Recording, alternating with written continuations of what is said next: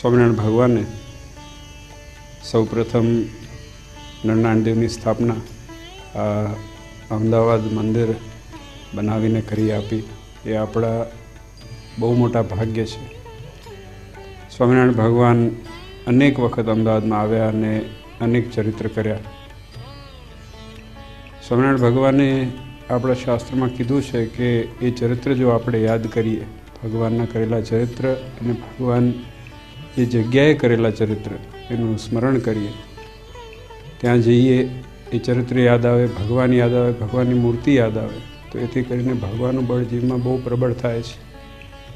તો એ નિમિત્તે અમદાવાદ દર્શન નામની આ સીડી, ખાસ કરીને અમદાવાદ અને અમદાવાદની આજુબાજુમાં જે મહારાજે પ્રસાદીના સ્થાનો અને જે ચરિત્ર કર્યા હોય એવી જગ્યાઓ, એનું ખાસ દર્શન દેશના અને વિદેશના હરિભક્તોને થાય એના માટે થઈને આ પ્રયાસ કરેલો છે. તો એ સીડીમાં યોગદાન આપનાર કરશનભાઈ જેઠીદાસ પટેલ પરિવાર, જેમને ખૂબ આ સીડીની અંદર રસ લઈ અને ખાખરિયા ધરમપુરના છે અને સત્સંગની સાથે ઘણા પેઢીથી જોડાયેલા છે, તેમને આ સેવાનો લાભ લીધો છે. તો એ પરિવાર ઉપર પણ અમારા હાર્દિક ધન્યવાદ છે અને આશીર્વાદ છે. ભગવાન એ પરિવારનું અને આપ સૌનું ઋણું કરે એવી અમારા નરનારાયણ દેવના ચરણકમળમાં પ્રાર્થના છે. જય શ્રી સ્વામિનારાયણ. ભારત દેશના સમાજનું વાતાવરણ જ્યારે અંધશ્રદ્ધા, કુરીતિઓ, પ્રલોભનો, વહેમો અને ધર્મમાં પ્રવેશેલ ગેરસમજણોથી ખદબદતું હતું, ત્યારે સર્વાવતારી શ્રી સ્વામિનારાયણ ભગવાને મનુષ્ય રૂપે પ્રગટ થઈ જીવોને અજ્ઞાનરૂપી અંધકારમાંથી બહાર લાવી પ્રકાશમાં આણ્યા. મનુષ્યોમાં સાર અસાર અને સાચા ખોટાનો વિવેક સમજવાની દ્રષ્ટિ અને શક્તિ પેદા કરી. પદ્મ પુરાણમાં કહ્યું છે કે પાખંડ બહુલે લોકે સ્વામી નામના હરિ સ્વયં પાપ પંક નિમગ્નમ તદ જગત ઉદ્ધારયિષ્યતિ. પાખંડથી ભરપૂર આ લોકમાં સ્વામી નામના શ્રી હરિ સ્વયં પરમાત્મા રૂપે પ્રગટ થઈ પાપરૂપી કાદવમાં ખૂંપેલા આ જગતનો ઉદ્ધાર કરશે.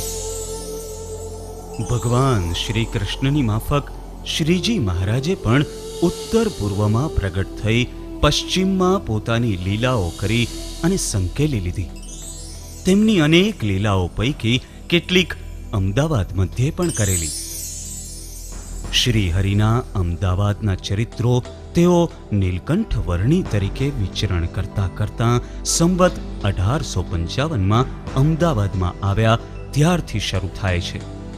તેઓએ પોતાના 3 ગૂઢ સંકલ્પો પૈકી મહામંદિરો કરવાના સંકલ્પની શુભ શરૂઆત કરવા માટે બીજી કોઈ ભૂમિને પસંદ નહીં કરતા. જે ભૂમિ પર પ્રથમ વિરોધીઓ તરફથી અનેક ઉપદ્રવો થયા હતા તેવી આ અમદાવાદ શહેરની ભૂમિને પસંદ કરી. આ વાત જ તેઓનો દિગ્વિજય છે. આ શહેરમાં જ પ્રથમ તેઓએ મોટું મંદિર કર્યું અને એટલું જ નહીં, પણ તેમાં સ્વસ્વરૂપની શ્રી નરનારાયણ દેવની મૂર્તિ સહિત પોતાના અન્ય સ્વરૂપોની સ્થાપના કરી રાજકીય, ધાર્મિક, સામાજિક તથા અન્ય ક્ષેત્રોએથી થતા પ્રબળ વિરોધ વચ્ચે આવા વિરોધોને વિદીર્ણ કરીને શ્રી હરિએ પોતાનું સામર્થ્ય તથા પુરુષોત્તમપણું બતાવી સંપ્રદાયને સ્થિર સ્વરૂપ આપવાના શ્રી ગણેશ અમદાવાદની આ ધરતી પરથી માંડેલા છે. આ નરનારાયણ દેવનું મંદિર છે. આ જમીન પાઠકવાડીના નામે પ્રસિદ્ધ હતી. આ મંદિરની જમીન માટેનો ઇતિહાસ પણ ખૂબ જ રસપ્રદ છે.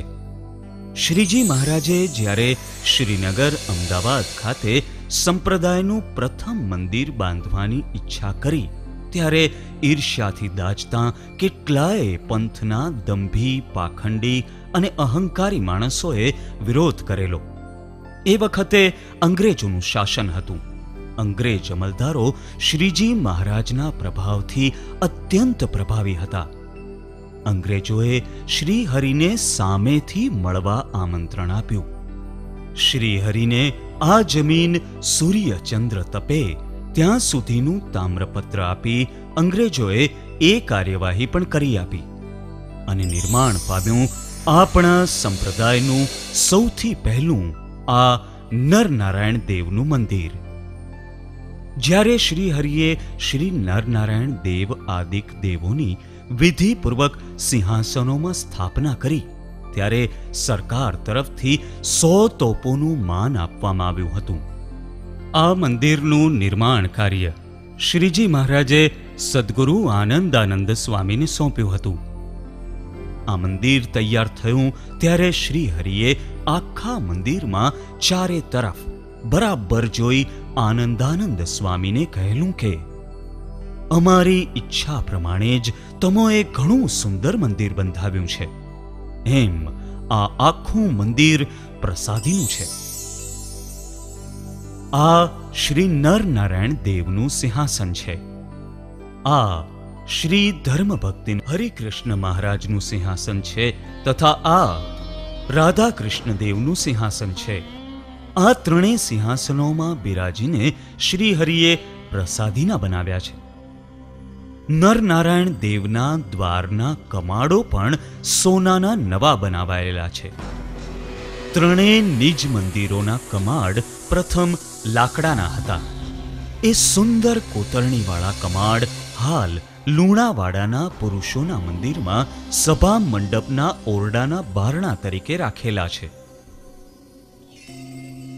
સંપ્રદાયમાં ધર્મ ભક્તિનો પ્રવાહ કાયમ ચાલે અને તેથી કરીને અનંત જીવાત્માઓ જન્મ મરણના કારણરૂપ ભવસાગર તરીને મોક્ષને પામે તેવા ઉત્તમ હેતુથી સંપ્રદાયમાં સર્વપ્રથમ અમદાવાદમાં આ ભવ્ય 3 શિખરનું મંદિર બંધાવી સંવત 1878ના ફાગણ સુધી ત્રીજના રોજ શ્રી નરનારાયણ દેવ તથા શ્રી ધર્મભક્તિ હરિકૃષ્ણ મહારાજ તથા શ્રી રાધા કૃષ્ણ દેવ વગેરે પોતાના સ્વરૂપોની મૂર્તિઓ વેદ વિધિ પુરઃસર બાથમાં ઘાલીને પધરાવેલ છે.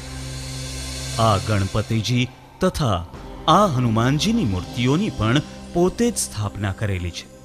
તેથી આ તમામ મૂર્તિઓ ભક્તો માટે સર્વ મનોરથોને પૂર્ણ કરનારી છે.